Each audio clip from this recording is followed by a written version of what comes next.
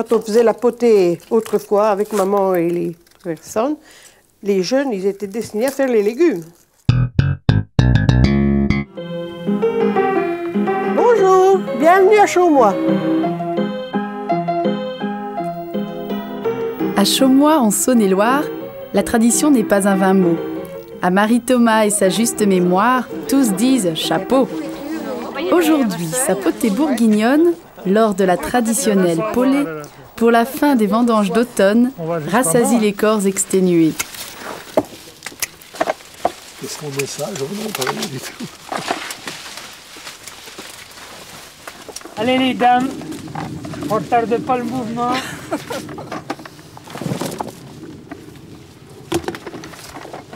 Ce soir on fait la polée. Et oui, après une bonne journée de vendange, faut bien. Ça représente quoi la polée? Une bonne soupe et puis un bon plat pour réconforter les vendangeurs. C'est Marie qui est de cuisine. Marie, c'est la grand-mère, c'est peut-être la personne la plus âgée de Chaumois, c'est la grand-mère de notre neveu. Donc c'est un peu une histoire de famille dans le village. Hein. On se retrouve tous ensemble. Et c'est Marie, la doyenne pour l'instant, qui peut nous raconter les choses les plus lointaines. Je vais vous présenter la potée, la soupe que l'on fait à la fin des vendanges pour la polée. Et Nicole, qui est là, va m'aider à la faire. Alors, je vais commencer par aller chercher le lard qui est au saloir. C'est du porc qui a été salé, qu'on va naturellement passer sous l'eau pour le dessaler. Et après, on va faire la potée. Voilà. Alors, on prend du jambon, c'est le bas jambon, le jambonneau, et du porc, des morceaux de porc, de côte, la palette, du côté, les côtes coupées en travers. C'est une potée pour 15 personnes, environ 5-6 kilos de porc, de lard. Alors, je prends mes morceaux de viande et je les mets dans le pot au feu. On va mettre de l'eau. Ça m'évoque l'ancien temps, le beau temps des vendanges autrefois. Tout le monde était heureux de se retrouver, de finir les vendanges surtout. C'est un gros travail. Et puis enfin, c'est le fruit de toute l'année.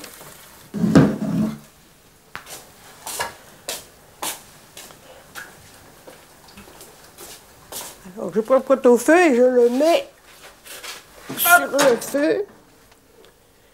Je ne sais pas allumer, moi, comment, non? Ah bon? Non, non, non. Celui-là. Non.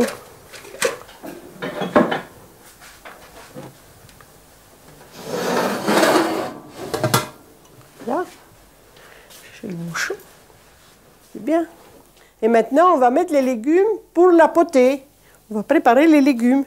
D'abord les carottes, les navets, les pommes de terre, les oignons, l'oignon et le chou. Je vais appeler Nicole pour qu'elle m'aide à faire les légumes, pour mettre dans la potée. Alors, il y a beaucoup de légumes à faire. Merci. Il faut une marmite pour mettre ces légumes aussi, on va les mettre à côté. Quand on faisait la potée autrefois avec maman et les personnes, les jeunes, ils étaient destinés à faire les légumes. C'est pas toujours un rôle très facile. Quelquefois, on se pétait. Hein. C'était pas toujours bien marrant. Ah, mais ça fait déjà beaucoup de kilos de légumes à préparer. 3-4 kilos de patates, là, des carottes, des navets et les choux. Et il fallait préparer tout ça. Il fallait bien tout le monde. Tout le monde s'y mettait. Quand vous faisiez la potée, les autres, ils feraient autre chose. Il fallait préparer les tables, il fallait préparer les pièces, ça avait beaucoup de travail quand c'était la polée. Tout était très gai, c'était très bien. Maintenant, on n'a quand même plus la même ambiance des vendanges. Hein. C'est plus la même chose. C'était un bon moment à passer, les gens étaient bien gracieux, si la récolte avait été bonne surtout. C'était très bien. C'était le bon moment. Une fois que la récolte était rentrée, ça faisait plaisir de prendre un bon repas ensemble. Et puis de rire, de s'amuser. C'était la joie. C'était comme ça. Je suis en train d'écumer, c'est-à-dire enlever tout ce qui est le gras, le sel.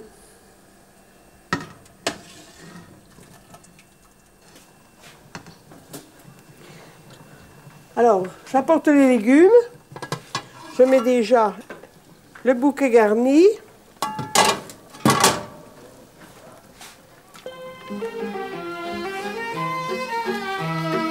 Je mets ensuite l'oignon et les choux.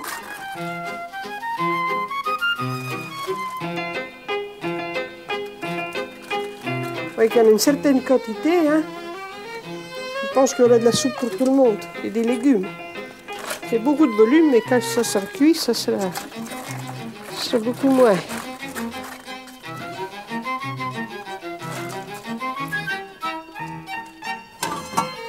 Maintenant, je vais aller chercher les autres légumes, les pommes de terre, les carottes et les navets.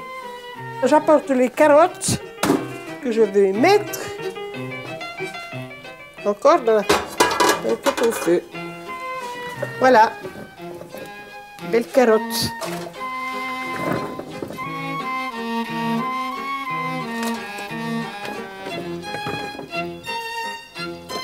Et les navets. Donc je referme le pot au feu pour que tout cuise. Voilà. Maintenant, attendez un moment et on mettra les pommes de terre. Et maintenant, j'apporte les pommes de terre que je vais mettre dans le pot au feu. Parce que les pommes de terre ont beaucoup moins longtemps à cuire que le reste des légumes. Et maintenant, je vais appuyer sur les pommes de terre pour qu'elles trempent bien dans la soupe. Et voilà. Et maintenant, tout va cuire. Je pense qu'il y en aura pour tout le monde. Voilà. Et la potée est faite. Encore qu'elle cuise une demi-heure.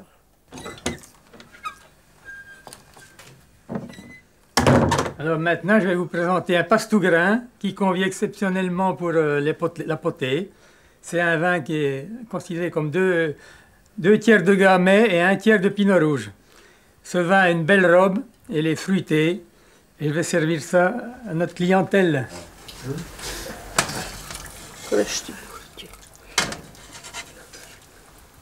Voilà, un plat.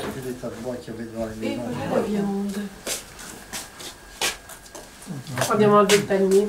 Il y en a qui ont du poisson,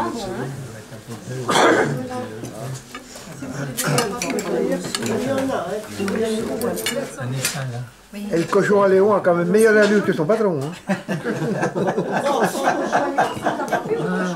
Je me rappelle de 1939. Disons qu'il y a un certain temps, il y en a peut-être beaucoup qui sont ici qui ne s'en rappellent pas. Disons que tous les bons bras étaient partis à la guerre. Donc moi j'avais dans le moment quand même 16 ans. Alors je vendangeais. La pluie nous tombait sur le dos tous les jours. Et on connaissait encore pas les bottes. Et il y a eu une bonne femme qui est restée coincée dans la vigne, qu'il a fallu qu'on aille la sortir de sous les bras. C'était Madame Pinon, quoi, pour ceux qui l'ont connue. Voilà, ben c'est pas une anecdote bien marrante, ben, enfin des marrantes. Quand on est dans la vigne, on rigole pas, hein, on travaille et puis on ne dit pas des bêtises. Hein. Chez vous rigolez. N'est-ce pas? Et je restais planté à la vigne. C'est pas marrant maintenant sur les machines. C'est encore pas bien marrant non plus. Mais autrefois, les gens mangeaient dans la vigne. Je me souviens quand j'étais petite, J'ai apporté une photo, on est dans la vigne. on nous amenait leur repas au bout du rang. Il y a combien d'années que tu vas manger la mèche? Oh, je saurais plus dire. Nous, on a commencé en 84. Non, nous, c'était bien après, quoi. 84. On peut dire qu'au niveau des vendanges, on a évolué.